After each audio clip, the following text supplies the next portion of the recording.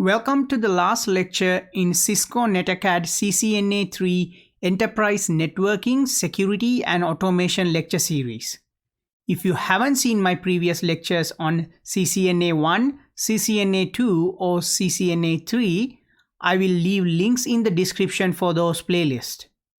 I would recommend that you go through the previous CCNA lectures before you move forward with this last module. Today, I will cover module number 14, which is network automation. In this module, we will learn how we can explain the components of network automation. We will cover an automation overview, data formats, APIs, reset, configuration management tools, IBN and Cisco DNA Center.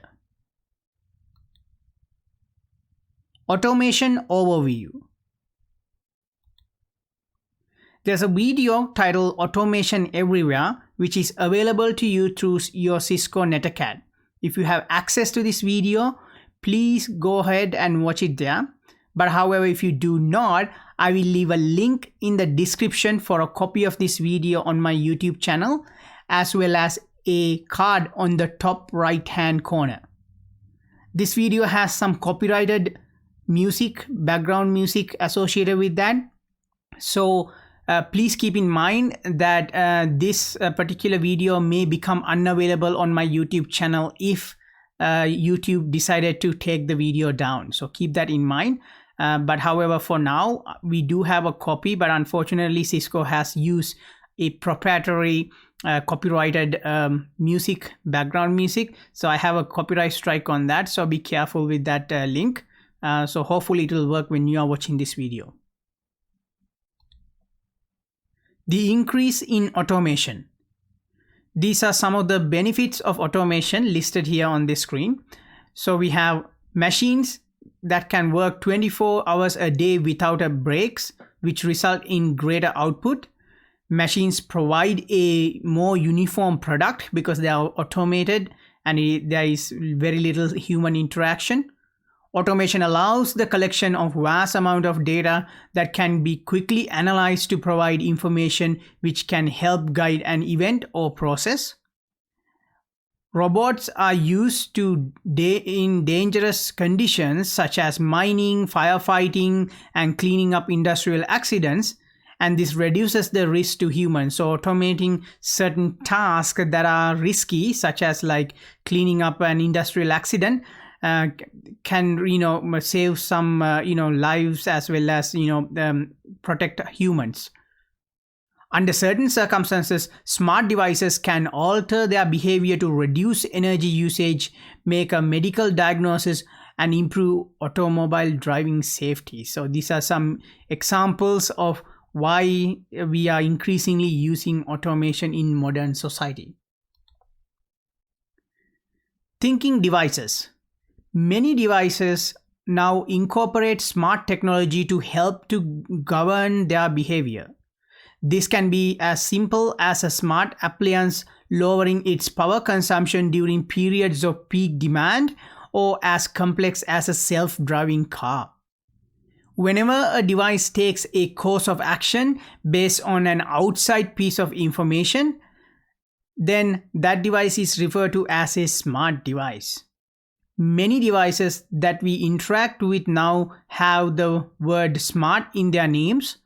This indicates that the device has the ability to alter its behavior depending on its environment. A little bit of a caution in there.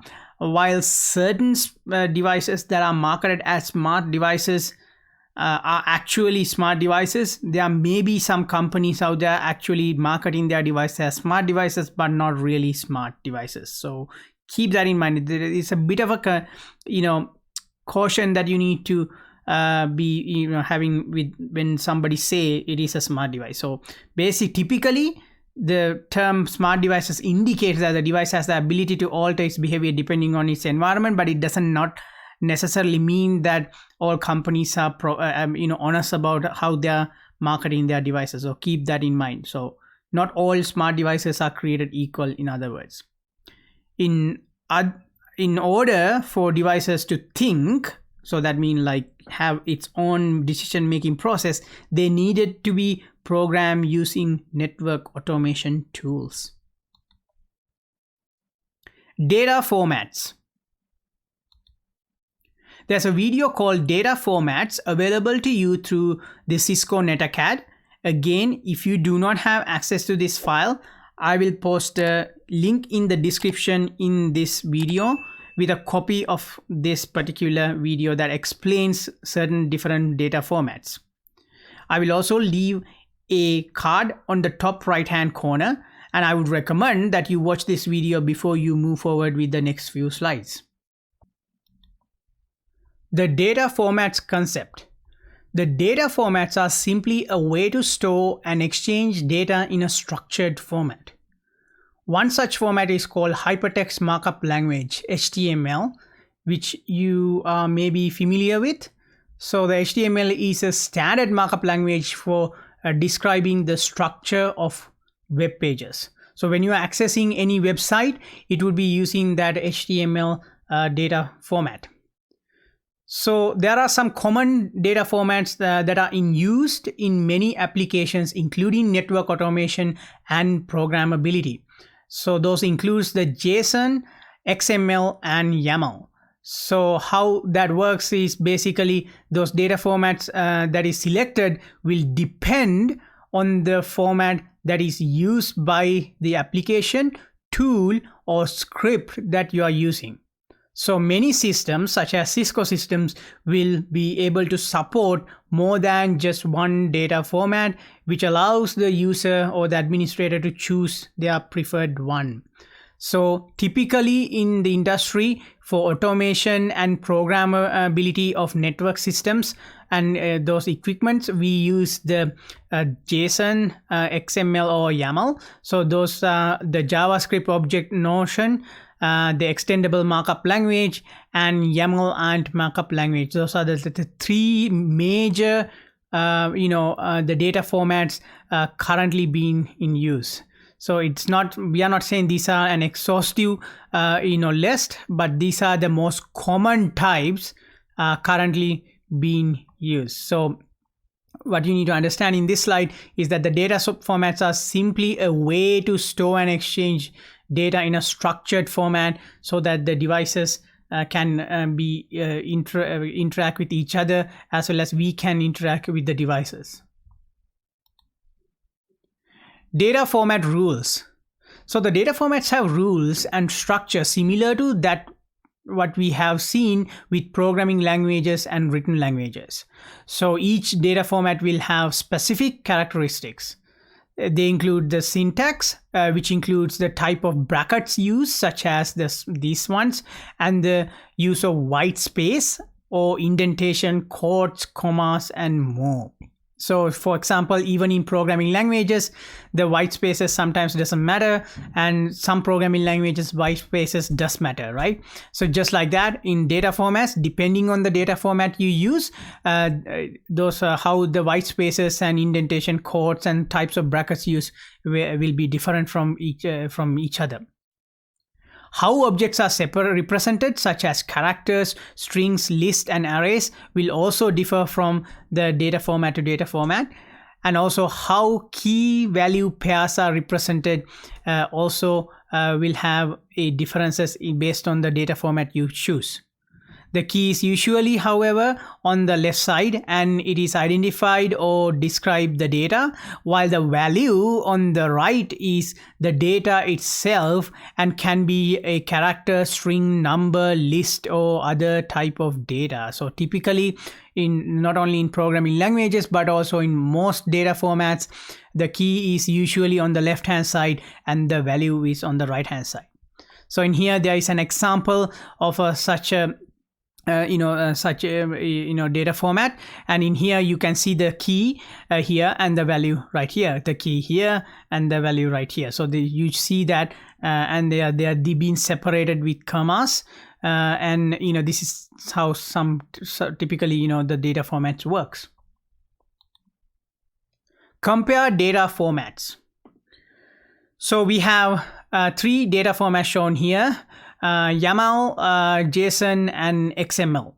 They are now in here representing the exact same data, but as you can see, how those are represented in each data format is different from each other, slightly different from each other, right? Like for example, in JSON, we have the key value pair represented with these these commas at the top, the parentheses, I mean, and basically you have the key within that and then the value within that, and then we have a key here, and then we have a number. So the number doesn't need that because that format, the JSON format, can handle that number without having those parentheses, right? Those commas, right? Not parentheses, those are the quotation commas, right? So that's how the JSON data format works. But if you compare that to YAML, you can see that you don't need that. You don't need these, but you have a different types of format. You have different indentation and different way of representing the same data. But because it's YAML compared to JSON is different, as you see in here. When you go to XML format, again, it is different from both JSON and YAML as well, because now it has the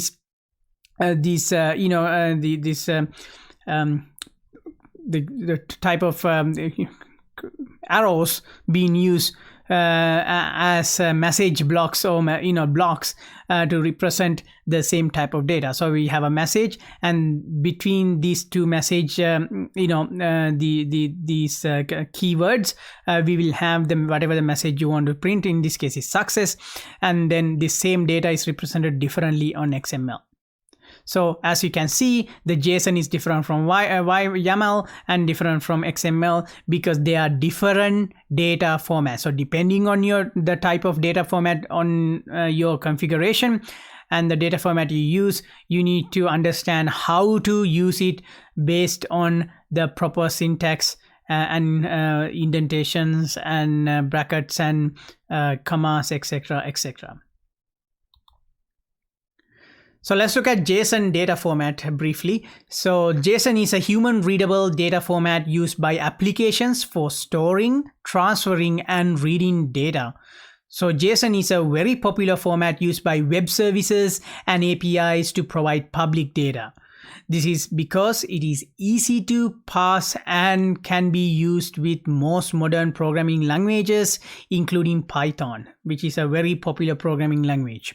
So organizations such as Google Cloud, the services like Google Cloud, Amazon, AWS, the Microsoft Azure, they all have JSON interfaces, APIs with ability to interact with JSON, because it is a very popular language data format that can interact with popular languages such as Python.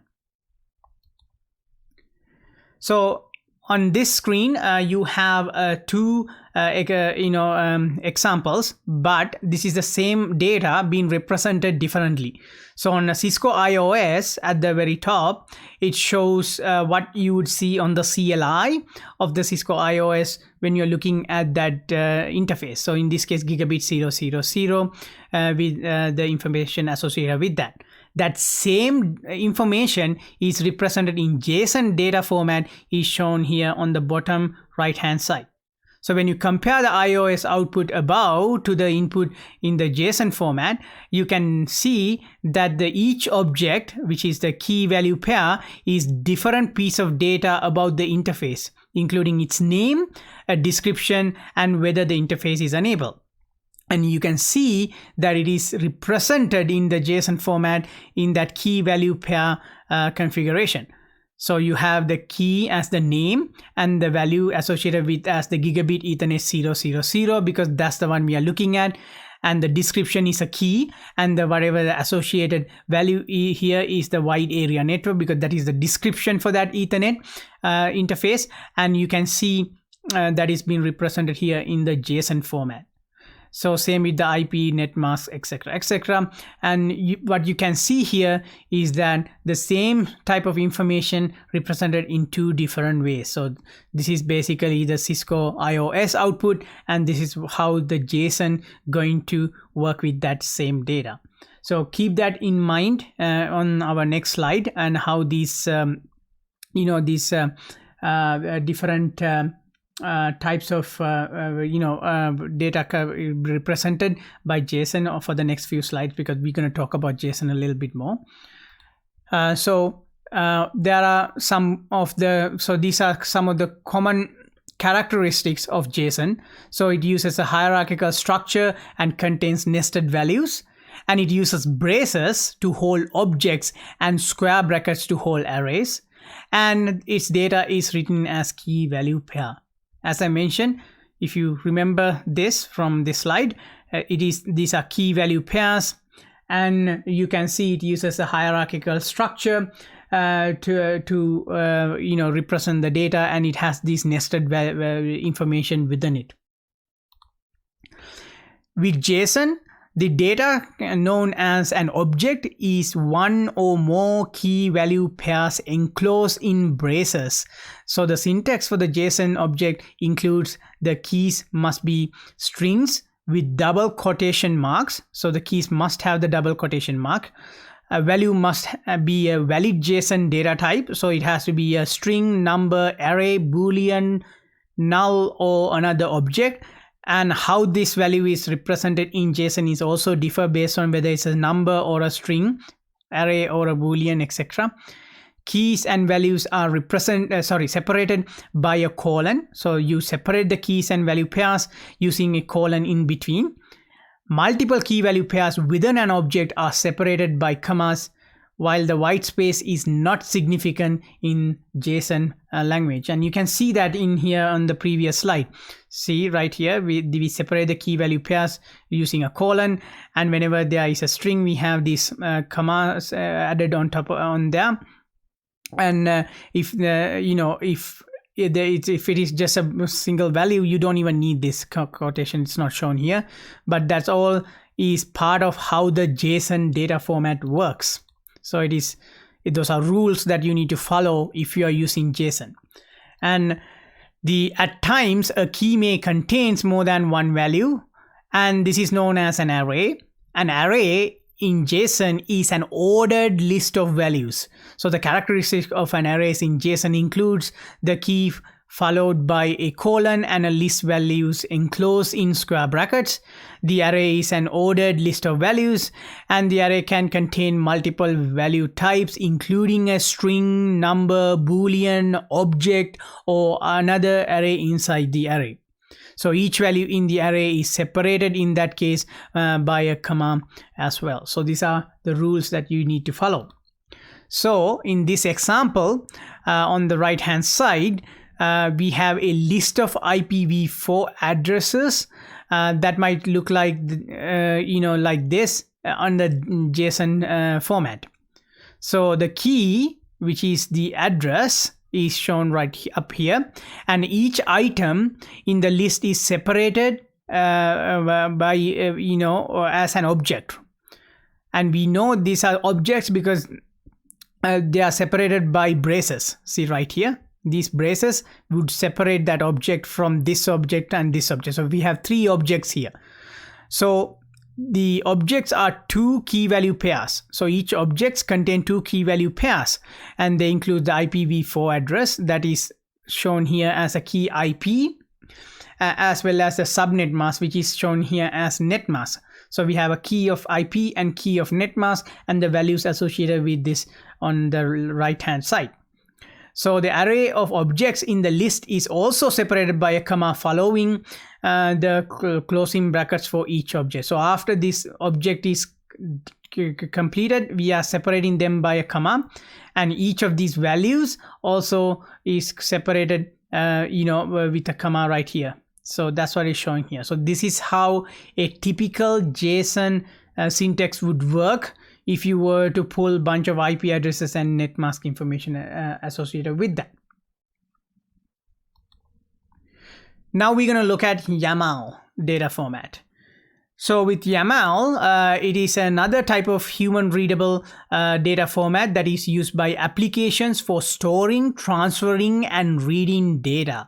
So some of the characteristics of YAML include that it is like JSON, and it is considered a superset of JSON. So YAML is very similar to JSON because you could think of it as it's based on JSON, but however newer, right? So it has a minimalist format, marking it is easy to both read and write, and it uses indentation to define a structure without the use of brackets or commas. So indentations are very important in YAML because that's how you actually define the structure in this YAML data format. So in YAML data format example shown here, we have those IP addresses and net mask. And on the bottom of the screen right here is showing how the YAML would represent on the bottom right hand corner. So the iOS output in JSON is shown on the left. The same data and the YAML is shown on the bottom right hand corner right here. So as you can see, when you look at the YAML format and compare that to the JSON format, it is much easier to read. It is basically have different way of inputting in that data format compared to YAML. It is much cleaner and easier to read. So similar to JSON, a YAML object is one or more key value pairs, and the key value pairs are separated by a colon without the use of quotation marks that you see in YAML in JSON. So in YAML, a hyphen is used to separate each element in a list. So each element, when you want to separate it, you're going to enter a hyphen, and that would actually separate those values as opposed to having these commas and brackets. So it is much more cleaner, and that what makes it easy to read compared to JSON. XML data format. XML is one more type of human readable data format used to store, transfer, and read data by applications. Some of the characteristics of XML includes that it is like HTML, which is standardized markup language for creating web pages and web applications. So XML is similar to that of the web HTML data structure. So it is self-descriptive. It encloses data within a related set of tags, such as we'll have a tag and then you have some information, and there would be a closing tag. So there will be an opening tag and a closing tag. So unlike HTML, XML uses no predefined tags or document structure. So the XML objects are one or more key value pairs with the beginning tag used as the name of the key, shown right here. So the key, and then we have the value within that key. So with the key, so if you want to have a key value pair, this is how you define it in XML. So next we're going to look at those XML data format. So on here on the right hand side, you see the output that shows the same data for the Gigabit Ethernet 2, which we have seen on our previous slide, formatted in this time with XML data structure. Notice how the values are enclosed within object tags. See, the name is within the object tags of name, and the description is within the description tag of that description tags, and then the IP within the IP tag, etc., etc. In this example, each key value pair is on a separate line, and some lines are indented. So you can see the key value pairs right here on a separate line. So you have the key value pair shown here, and some of them are actually indented, such as this is indented within these addresses. And so this is, however, this indentation, however, is not required, but is done for readability. So in other words, the XML data format for machines, when it is reading this data, it doesn't really need those indentation. This is for us, for humans, in this XML data format, that we put those indentations so it is easy for us to read. Remember on previously, for example, YAML, the indentation may matter, but in XML, it doesn't really matter. But we put it there because it is easy for us to read. So the list uses separated instances so the list uses repeated instances of tag, which is this type of format for each element in the list. The elements within those repeated instances represent one or more key value pair. So that's how the XML data format works. So we're going to switch gear a little bit, and we're going to discuss API. So there's a video called APIs available to you through your Cisco NetAcad. Again, if you do not have access to this particular video, I have a copy already posted to my YouTube channel. So I will leave a link in the description for that video, as well as a card on the top right hand corner. You should click on that card and watch this video before you move forward with next few slides. The API concept. An API is a software that allows other applications to access its data or services. It is a set of rules describing how one application can interact with another and the instructions to allow the interaction to occur. The user sends an API request to a server asking for specific information and receives an API response in return from the server along with the requested information. So an API is similar to a waiter in a restaurant, is shown in this figure right here. So you can imagine the user as your customer, and the API would be the waiter or the server that who would be going back and forth between the kitchen and you. So if you are the customer, and the waiter or a server would be the API, that is the in-between mechanism that is allowing the customer to communicate to the kitchen what the customer needs, and then the kitchen going to communicate, send whatever it requested by the customer through the waiter, and therefore the waiter is like the API. So you can look at the API as the customer kitchen interaction. So API is like a way that would allow applications to access its data and services across other applications. Hence, this is why we call it the application programming interface. The API stands for application programming interface, because that is basically the one in between the programmers and the applications that the programmer is trying to reach. So an application programming interface or API example shown here on this slide. So to really understand how APIs can be used to provide data and services, we will look at two options for booking airline reservations. The first option uses the website of a specific airline.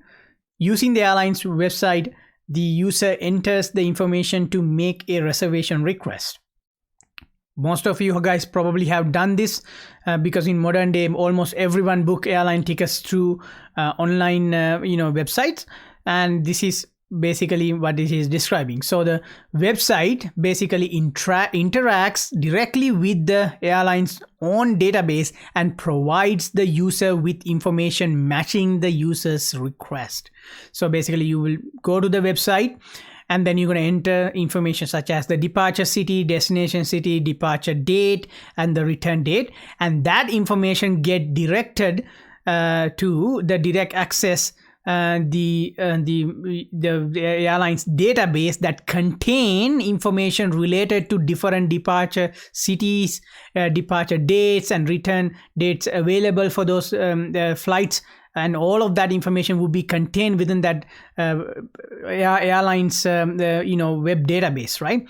And then that database, once it finds a match, it will gonna return that information with outgoing flights, times, costs, etc., return flights, times, costs, etc., to the end user. So this is an example of a API accessing a database. A travel site can access this same information that you directly access on the airline's website, and not only from a specific airline. In this situation, what's going to happen in this situation, you can use a variety of airlines databases. So instead of you going to a specific airline's website and limiting your options, you can go to a travel site, and then travel site would access not only the website that airline's website that you probably initially visited in the previous example, but also multiple other airlines websites. So in this case, the user enters the similar reservation information, but this time you are entering onto the travel site.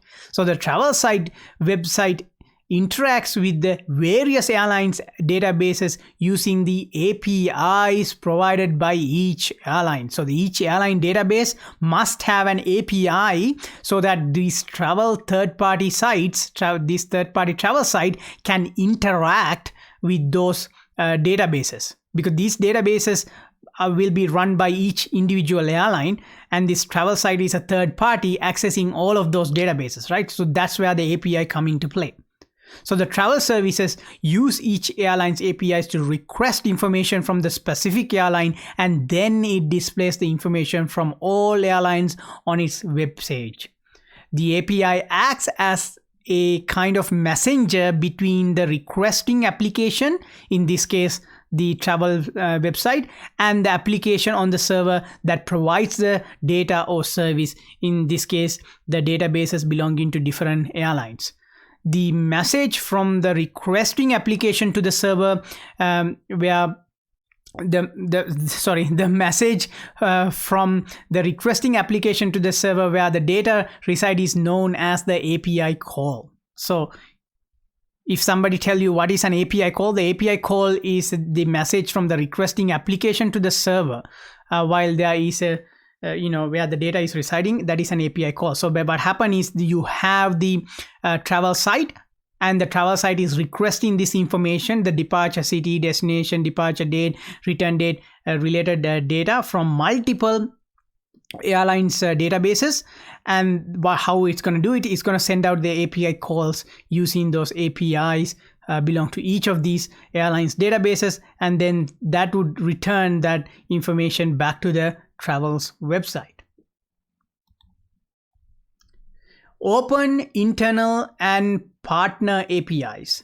So an important consideration when developing an API is the distinction between open, internal, and partner APIs. Open APIs, also known as public APIs, so these are APIs that are publicly available and can be used with no restrictions. Because these APIs are public, many API providers require the user to get a free key or token prior to using the API. This is to help control the number of API requests they receive and process. So just because of something is open and public doesn't mean that you can just randomly go and get that information. Oftentimes you need to get a user account, or you need those free keys and tokens in order to access it. That way they can control the number of requests coming in. An example of such open or public APIs includes the Google Weather, for example. It can be used in programming, so like you can pull Google Weather into Python for programming, but you need to obtain a Google, the API keys to do that. And if you go to my Manuja.com website, you will notice that my internal site search is actually a Google-based search, but I'm not paying Google for a private search hosted on my own web server. The search is actually happening on Google servers, but I'm using an open public API as well as a type of an internal private APIs to access that data using my account. So there's two APIs at play there. So let's look at that, actually, the internal or private APIs. So these are APIs that are used by organizations or company to access data and services for internal use only. For an example of an internal API is allowing authorized salespeople access to internal sales data on their mobile devices. So for example, if you have a company and you have salespeople all over the city or the country, and you can have an internal API configured on your server that will only allow those people who have authorized access to access that data. And some situation, as I mentioned, you may use both public API and internal API combinations, such as the Google site search, for example. I believe it uses both the internal and public API interaction. So those are some examples of those. Partner APIs. So these are APIs that are used between company and its business partners or contractors to facilitate business between them. The business partner must have a license or other form of permission to use the API. A travel service using an airline's API is an example of a partner API. So the travel service company may be paying the airline a certain amount of money for using its API, and it's going to be a partnership between the airline and the company because everybody get a cut, and they are actually using this for their own businesses, but they're interacting with each other. So another example of those partner APIs include the Apple and Google, Apple Store and Google Play. You can store those mobile applications. Sometimes they have partner APIs for increased functionality of your apps and other items when you're developing mobile apps. So you create those partner APIs with the respective companies, Google or Apple, for example. Types of web service APIs. A web service is a service that is available over the internet using the World Wide Web. That's why we call it a web service, right? So there are 4 types of web service APIs currently in use. They include the SOAP, which is a simple object access protocol, REST, which is the representational state transfer, extendable markup language remote procedure call, also known as XML-RPC, and the JavaScript object notion remote procedure call, also known as JSON-RPC. On the bottom of your screen, here is a summary of these different types. So we have types of data format, the release date and the strength associated with them, and these are listed right here. For your exams and quizzes, you don't need to know all of these, but we will cover some of these items that are important to you for this particular lecture series and this particular CCNA3 course.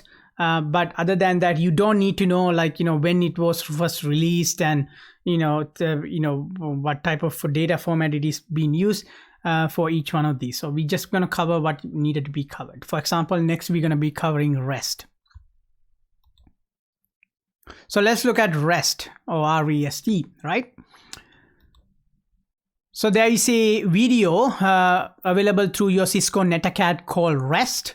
If you have access to Cisco NetAcad, please go ahead and watch it. But if you do not, I do have a copy of this video posted to my YouTube channel. So I will leave a link in the description, and I will also try to post a card on the top right hand corner. Please watch this video before you move forward with the next few slides so you have a better understanding of what we are covering. REST and RESTful API. Web browsers use HTTP or HTTPS to request a web page. So the GET going to be, sent out using HTTP or HTTPS. If successfully requested, HTTP status code 200, the web servers respond to GET request with an HTML coded web page. So if successfully requested, which is HTTP status code of 200, the web server's gonna give you a nice web page, or depending on how the web page is designed, right? So simply stated, a REST API is an API that works on top of the HTTP protocol.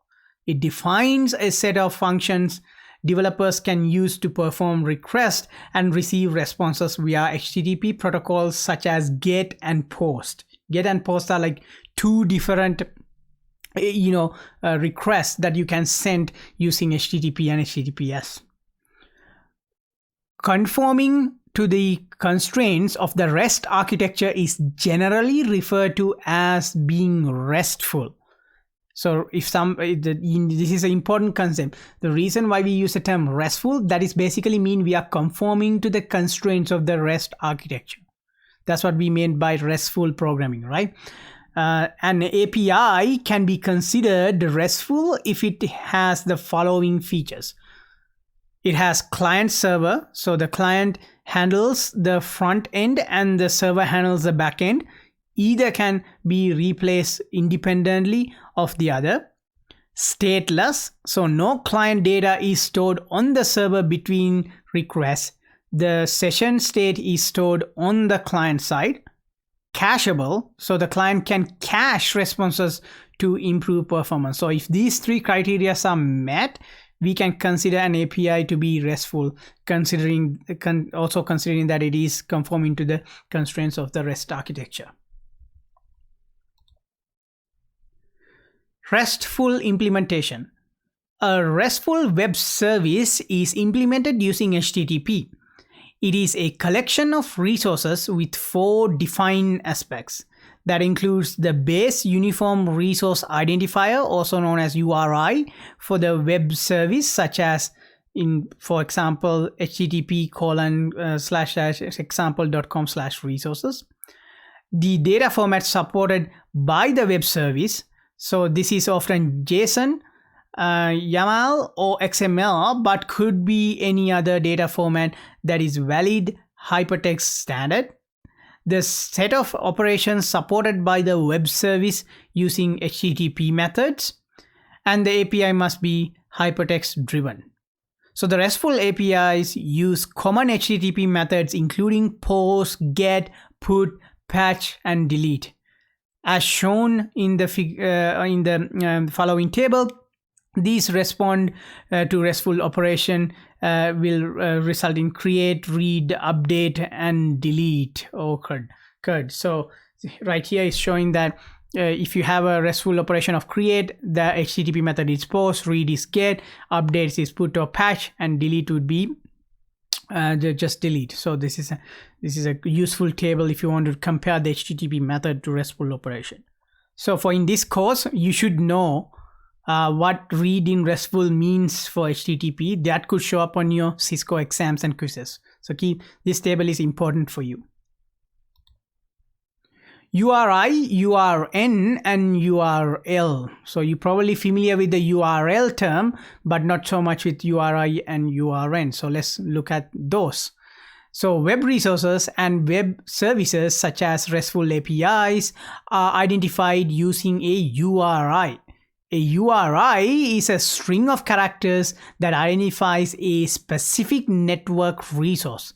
A URI has 2 specializations. Those are uniform resource name, also known as URN, and the uniform resource locator, which most of you are familiar with, which are known as URLs. The uniform resource name identifies only the name piece of the resource, which are like web page, document, image, etc., without reference to the protocol. Uniform resource locator, however, identifies the network location of a specific resource. HTTP or HTTPS URLs are typically used with web browsers. Protocols such as FTP, SFTP, SSH, and others can use a URL. A URL using SFTP might look like, let's say, SFTP //sftp.example.com, and that is a way that this particular URL formats works. So there are parts of the URI. In this example, we can break it down. So this example, we have used the https://sanuja.com/blog/vmware-workstation-setup, and we have this #, and we have skip. So this is the one we're gonna break it down into different pieces. So because there are parts associated with URIs. So the first thing is the protocol or the scheme. So we know this is an HTTPS secure 443 website because it used HTTPS. So HTTPS or other protocols such as FTP, SFTP, Mail2, and NNTP may be found at this very beginning of this URI. Next, we have the host name. So the host name here is sanuja.com because it comes right after these 2 colon, and we know this is going to be the host name. In this case, it's sanuja.com. Then we have the path and file name. So the path here is /blog/ is the path name. So the path is basically blog. Then the file name is VMware-workstation-setup. So the path and the file name going to be /blog/VMware-workstation/setup. So it's just like a Windows, you're navigating through your Windows folders. You can look at this like a folder, the path. and then the file would be the file itself there, which is identified. In this case, it's going to be the VMware-workstation-setup in this example. And the fragment in here would be the skip, because it has this pound key with a skip on it. For what that basically means is that this skip is somewhere in this the file. There is something identified as skip. So when you click on that, it just goes skip to that place. It could name whatever you like. This is arbitrary. It could be A, P, it could be top, to top, for example, or to bottom, or skip, or whatever. It is just a fragment within that file. So this here basically gives you an idea about how the parts of a URI works. Anatomy of a RESTful request. So in a RESTful web service, a request made to a resource URI will elicit a response. The response will be a payload typically formatted in JSON, but could be HTML, XML, or other data formats. The figure on here on the bottom of your screen shows the URI for the MapQuest directions API. The API request is for the direction from San Jose, California to Monterey, California. So this is a MapQuest request, URI. And then this API request is for direction from San Jose to California to Monterey, California. And you can break that down by just looking at that string of characters, right? So in here we have the API server. So in this case, mapquestapi.com. And we have the resources that you need to go through. These are directions /v version 2 route. And then we have the query, and the query will have is separated here with the comma in this case. And we have the format. We are looking from JSON format and the key and the parameter associated. The parameter, we have the San Jose to Monterey, California right here. So that's what the breakdown of a RESTful request look like. And there are different parts of that API request we can look into. So that includes the API server, which I quickly went over in the previous slide. And this is the URL for the server that answers REST request. So in this example, it's going to be the MapQuest API server. And then the resources, which is coming right after that, specify the API that is being requested. And in this example, it is the MapQuest directions API, because there may be multiple APIs available in the MapQuest. And we are specifically using the MapQuest directions API. The query, which is this part, the very last part of this entire string of characters and numbers, is basically specify the data format and the information the client is requesting from the API service. And the queries can include the format, key, and parameters. So the format would be like, this is usually JSON, but can be YAML or XML. So in this example, we are using JSON because we are telling them hey, the format, please use the JSON, right? And then the key is the authorization. If required, you're going to enter that key right here. So MapQuest requests a key for their directions API. So in the above URL, URI, so in this URI in the below, you would need to replace that key with a value that is a valid key. So you need to enter a value in here that is a valid key to submit that request. Remember, previously I discussed about how Sanuja.com is using Google site search that has a specific key associated with it that Google is allowing me to access their services. So you need to replace the key with whatever the valid key for the MapQuest that you have, so that you can access their services, because that will give you the authorization to access their services. Parameters, those are important because parameters are used to send whatever the information pertaining to the request.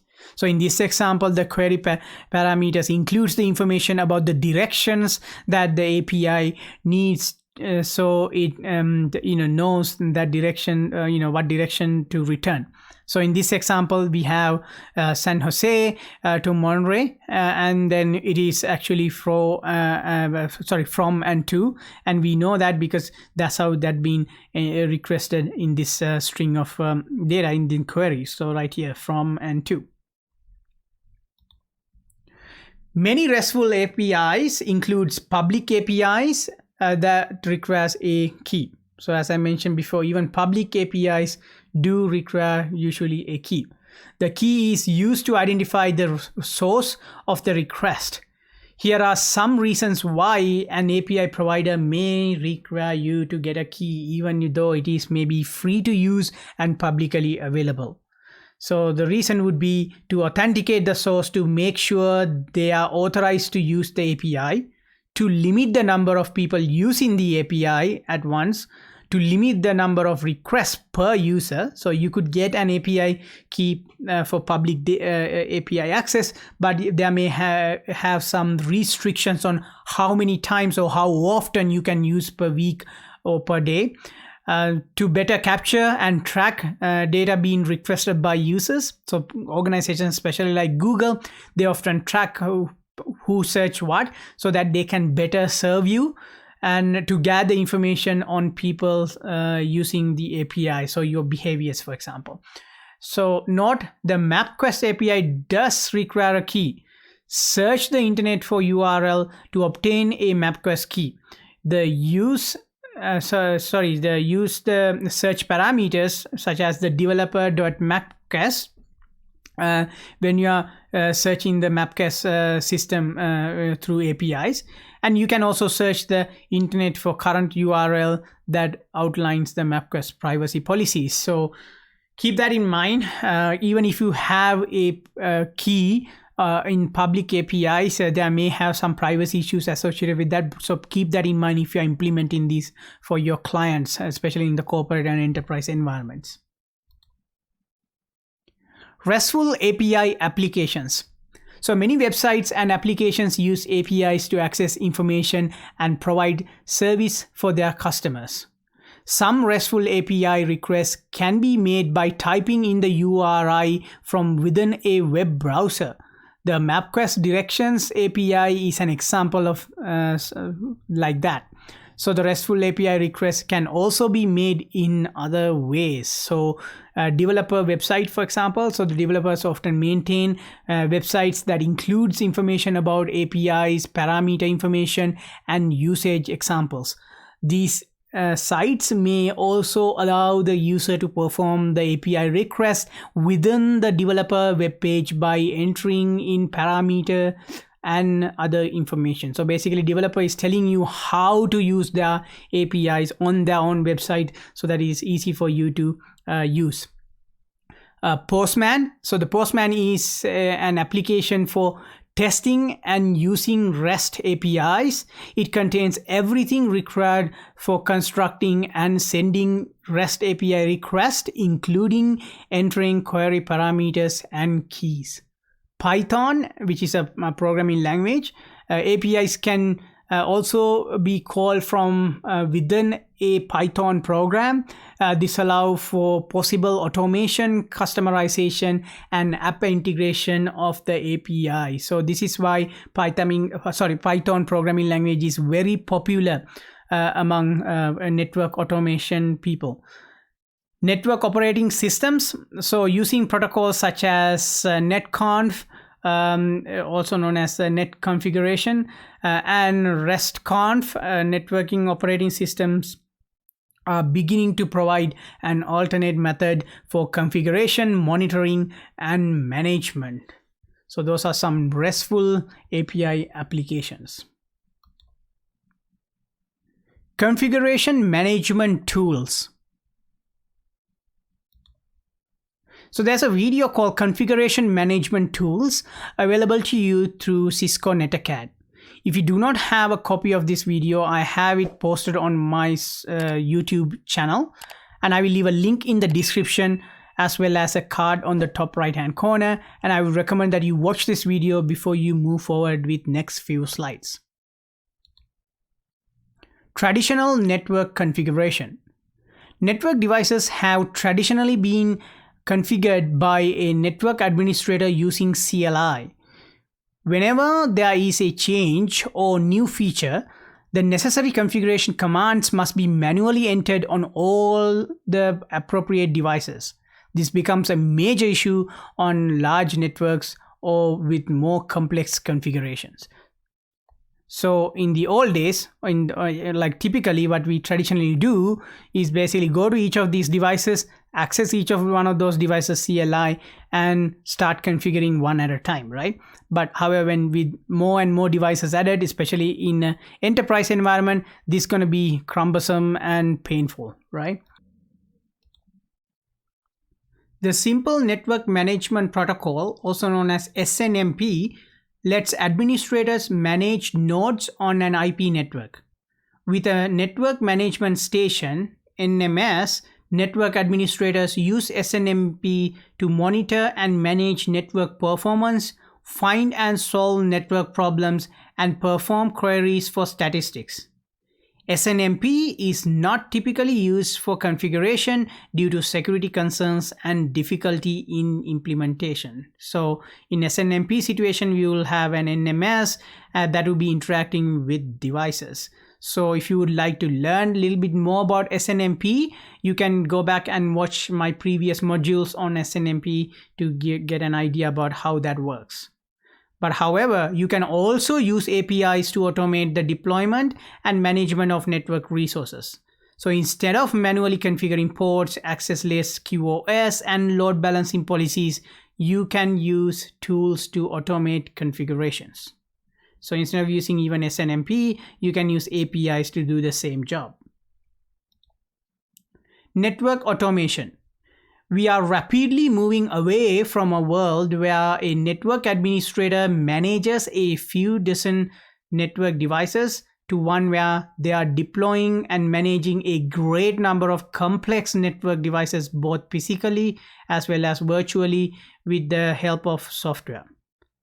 So this transformation is quickly spreading to all places in the network. There are new and different methods for network administrators to automatically monitor, manage, and configure the network. These includes protocols and technologies such as REST, Ansible, Puppet, Chef, Python, JSON, XML, and more. So there are more and more push from everybody to move towards having a much more complex network management done through automation as opposed to done through traditional means, because the network systems are getting more complex nowadays, so it's becoming much easier to do that with the automation processes. Configuration management tools. So configuration management tools makes the use of RESTful API requests to automate tasks and can scale across thousands of devices. So basically, the purpose of a configuration management tool is to use an API, such as like a RESTful API request to automate the task and make it easier for scale across thousands of devices. So it's going to make it very, very flexible. So these are some characteristics of the network that administrators benefit from automation. So, and the benefits of those automations includes the software and version control, device attributes such as names, addressing, and security, the protocol configuration, the access control, list configurations. All of those things, can be benefited from having a configuration management tool. Configuration management tools typically include automation and orchestration. Automation is when a tool automatically performs a task on a system, while orchestration is the arranging of the automated tasks that result in a coordinate process or workflow. So the configuration management tools can do both the automation and the orchestration process. There are several tools available to make configuration management easier. They include Ansible, Chef, Puppet, and SaltStack. The goal of all of these tools is to reduce the complexity and time involved in configuring and maintaining a large-scale network infrastructure with hundreds, even thousands of devices.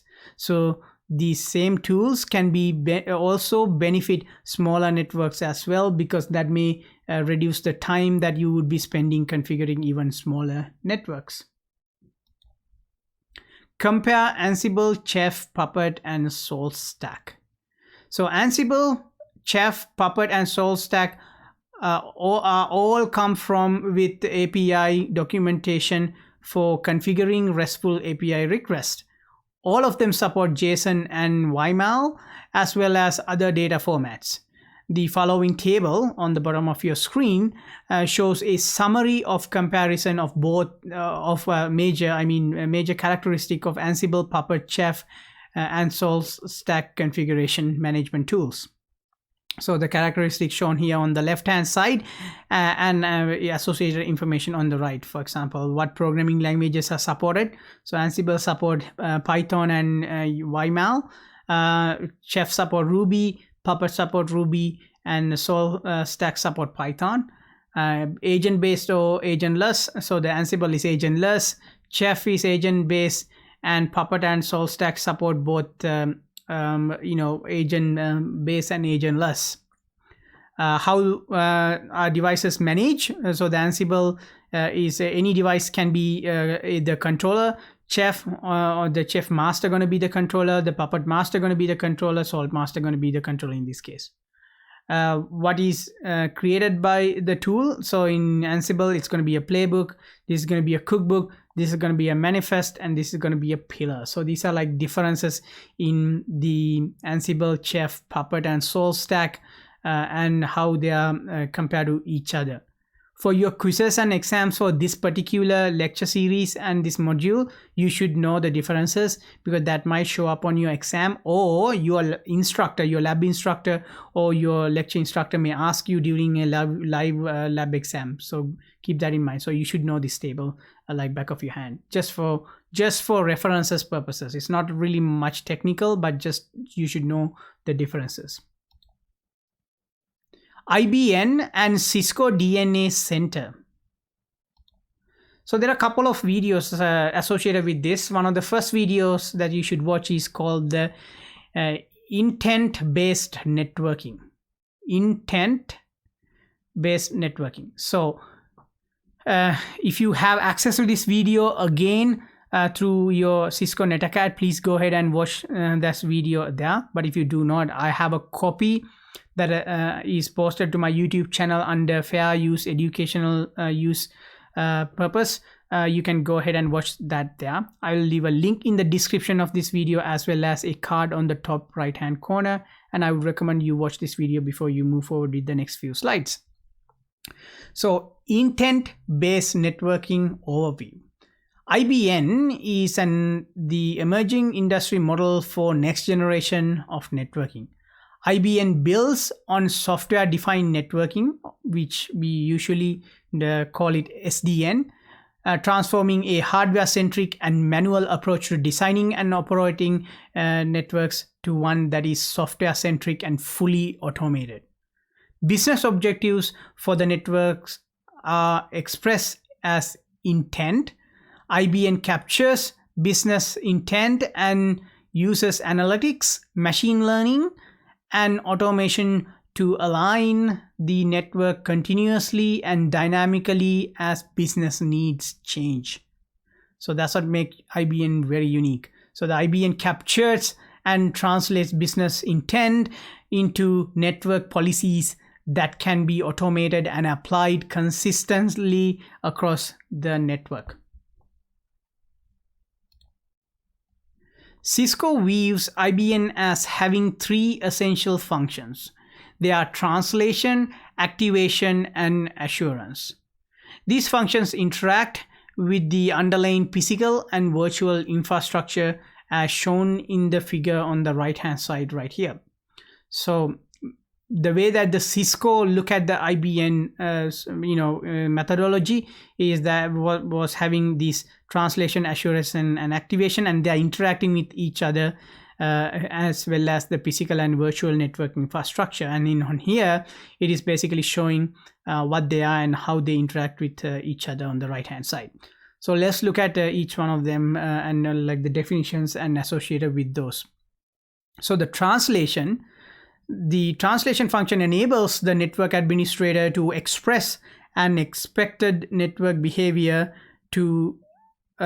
behavior that will best support the business intent. So the translation would be a function that enables a network administrator to express the expected network behavior, so that that will best fit your business needs.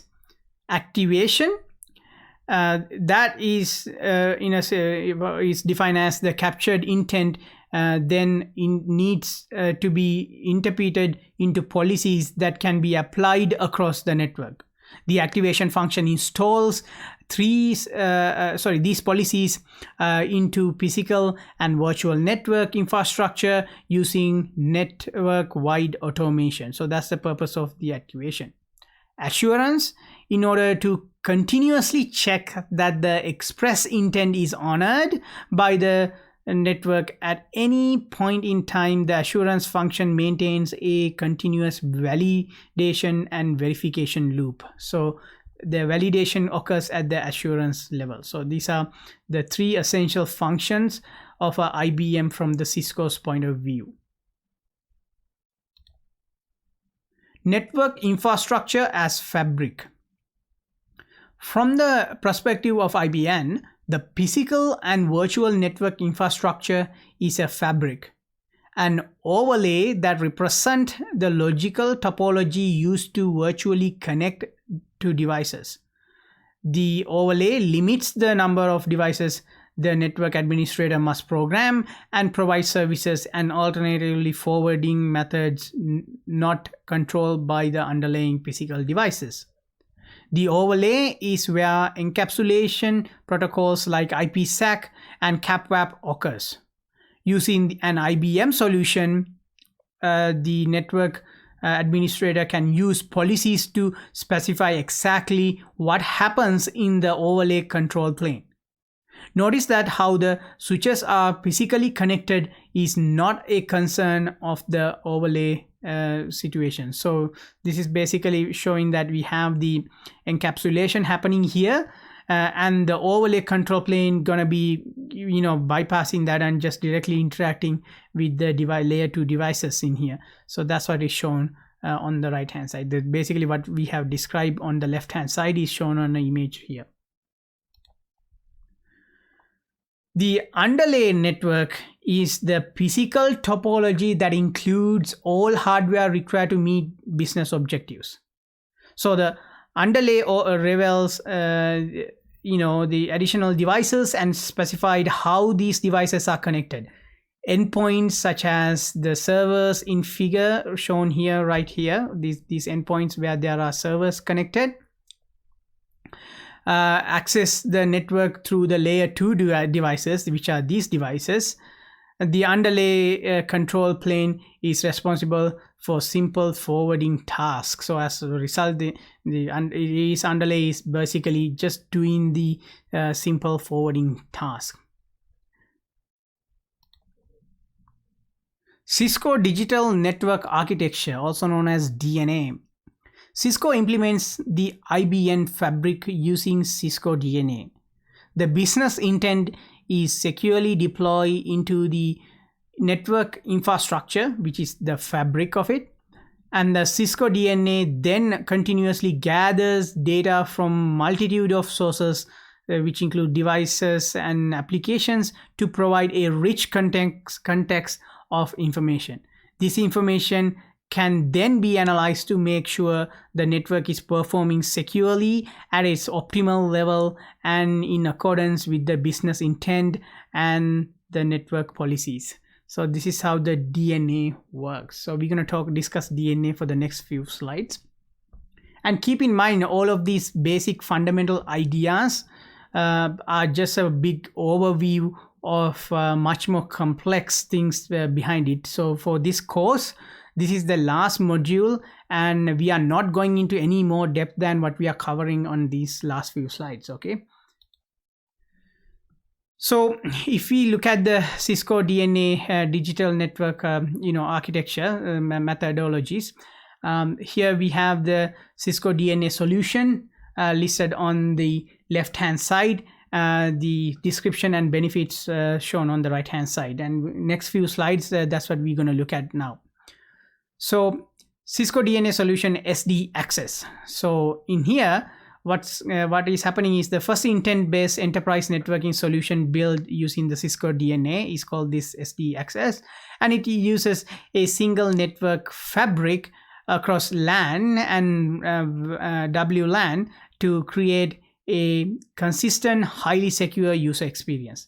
It segments user, device, and application traffic and automates user access policies to establish the right policy for any user or device with any application across a network. And the benefit of this is basically it enables network access in minutes for any user or device to any application without compromising security. So it provides a much better security than traditional way of managing this. The next one is the SD-WAN. It uses secure cloud-delivered architecture to centrally manage wide area network connections. It simplifies and accelerates delivery of secure, flexible, and rich WAN services to connect data centers, branches, campuses, and co-location facilities. And the benefit of this would be it delivers better user experiences for applications residing on-premise or in the cloud, and achieve greater agility and cost savings through easier deployments and transport independence. So the next Cisco DNA solution is the Cisco DNA Assurance. So it is used to troubleshoot and increase IT productivity. It applies advanced analytics and machine learning to improve performance and issue resolution and predict to assure network performance. It provides real-time notification for network conditions that require attention. So the benefits of that would be it allows you to identify root causes and provide suggested remediation for faster troubleshooting. The Cisco DNA Center provides an easy-to-use single dashboard with insights and drill-down capabilities, so you can go down to the next level of troubleshooting. Machine learning or ML continually improves the network intelligence to predict problems sometimes before even it occurs. So the next one would be Cisco DNA Security. That solution used to provide visibility by using the network as a sensor for real-time analysis and intelligence. It provides increased granular control to enforce policy and contain threats across the network. And the benefit of that would be it reduce risk and protect your organization against threats. So it reduces the risk and it protect your organizations even in encrypted traffic. It gained 360-degree visibility through real-time analytics for deep intelligence across the network, and it lowers complexity with end-to-end security. Cisco DNA Center. So the Cisco DNA Center is the foundational controller and analytics platform at the heart of Cisco DNA. It supports the expression of intent for multiple use cases, including basic automation capabilities, fabric provisioning, and policy-based segmentation in the enterprise network. Cisco DNA Center is a network management and command center for provisioning and configuring network devices. It is a hardware and software platform providing single pane of glass, what we call, which is a single interface that focuses on assurance, analytics, and automation. The DNA Center interface launch page gives you an overall health summary and network snapshot. From here, the network administrator can quickly drill down into areas of their interest. So this is an example of a screenshot of a Cisco DNA Center. This is the top portion of it. So at the top, the menus provide you access to DNA Center's 5 main areas, as shown in the figure right there at the top of your screen.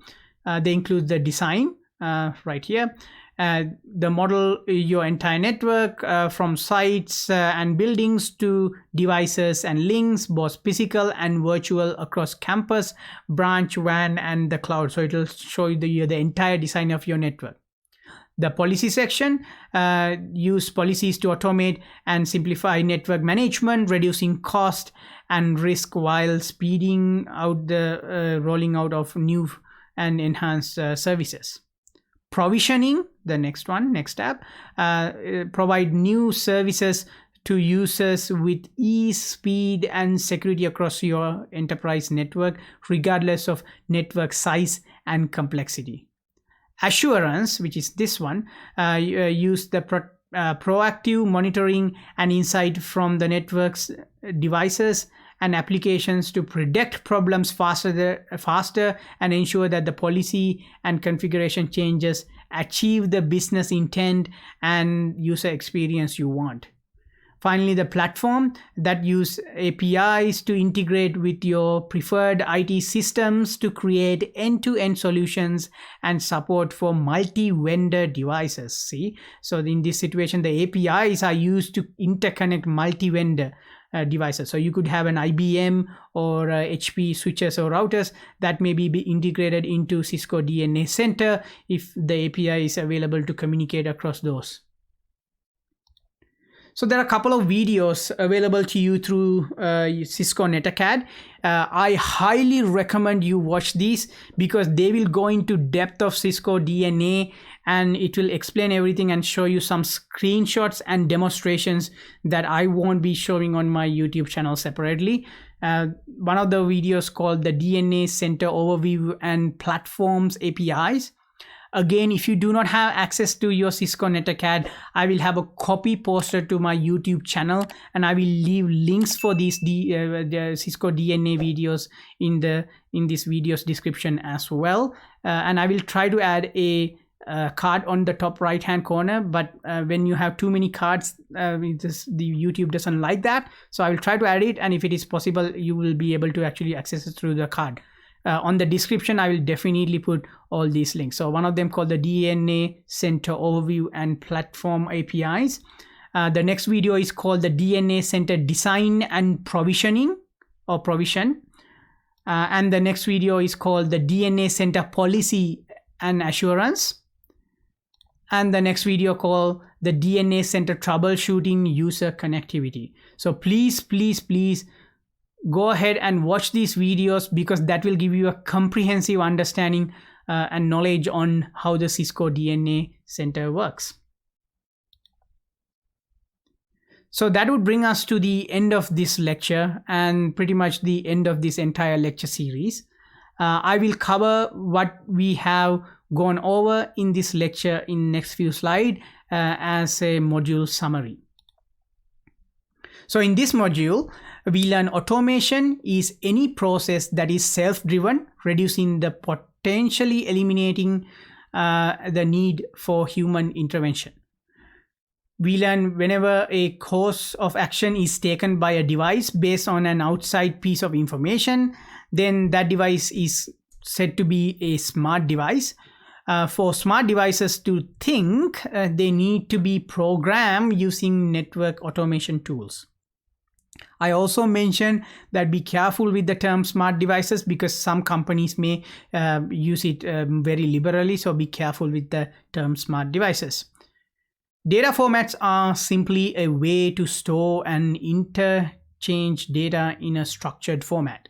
So we learn common data formats that are used in many applications include network automation and programmability, JavaScript object notion, also known as JSON, extendable markup language, also known as XML, and YML and markup language, also known as YML. Data formats have rules and structure similar to what we have with programming and written languages. So data formats are very similar to programming languages such as Python or Java, etc. An API is a set of rules describing how one application can interact with another, and the instructions to allow the interaction to occur. Open public APIs are, as the name suggests, publicly available. Internal private APIs are used only within an organization, while the partners APIs are used between a company and its business partners. We also learned there are 4 types of web service APIs. They include the Simple Object Access Protocol, also known as SOAP, Representational State Transfer, also known as REST, Extendable Markup Language Remote Procedure Call, XML RPC, and JavaScript Object Notion Remote Procedure Call, also known as JSON RPC. A REST API defines a set of functions developers can use to perform request and receive responses via HTTP protocol, such as GET and POST request. Conforming to the constraints of the REST architecture is generally referred to as being RESTful. So the RESTful APIs use common HTTP methods including POST, GET, PUT, patch, and delete. These methods correspond to RESTful operations create, read, update, and delete occurred. Web resources and web services such as RESTful APIs are identified using a URI. A URI has 2 specializations. Those are Uniform Resource Name, also known as URN, and more familiar Uniform Resource Locator, also known as URLs. In a RESTful web service, a request made to a resource URI will elicit a response. The response will be a payload, typically formatted in JSON. We also learned the different parts of the API request are API server, resources, the query, and the queries can include format, key, and parameters. There are now new and different methods for network operators to automatically monitor, manage, and configure the network. So this includes the protocols and technologies such as the REST, Ansible, Puppet, Chef, Python, JSON, XML, and many more. Configuration management tools use RESTful API requests to automate tasks and scale across thousands of devices. Characteristics of networks that benefit from automation include software and version control, device attributes such as names, addressing, and security, protocol configuration, and ACL configurations. Configuration management tools typically include automation and orchestration. Orchestration is the arranging of the automated tasks that result in a coordinated process or workflow. IBM builds on SDN, taking a software-centric, fully automated approach to designing and operating networks. So we learned about that in a few slides ago. So the Cisco views IBM as having 3 essential functions. They include the translation, activation, and assurance. The physical and virtual network infrastructure is a fabric. The term fabric describes an overlay that represents the logical topology used to virtually connect devices. The underlay network is the physical topology that includes all hardware required to meet the business objectives. Cisco implements the IBM fabric using Cisco DNA. The business intent is securely deployed into the network infrastructure, which is basically the fabric. Cisco DNA then continuously gather data from a multitude of sources, which are devices and applications, for example, to provide a rich context of information. Cisco DNA Center is a network management and command center for provisioning and configuring network devices. It is a single interface hardware and software platform that focuses on assurance, analytics, and automation. If you like these type of lectures, please thumbs up my video and subscribe to my channel. If you have any questions or concerns regarding any of the topics that we have covered today, please don't hesitate to reach out to me. This is the last module of this Cisco CCNA3 lecture series.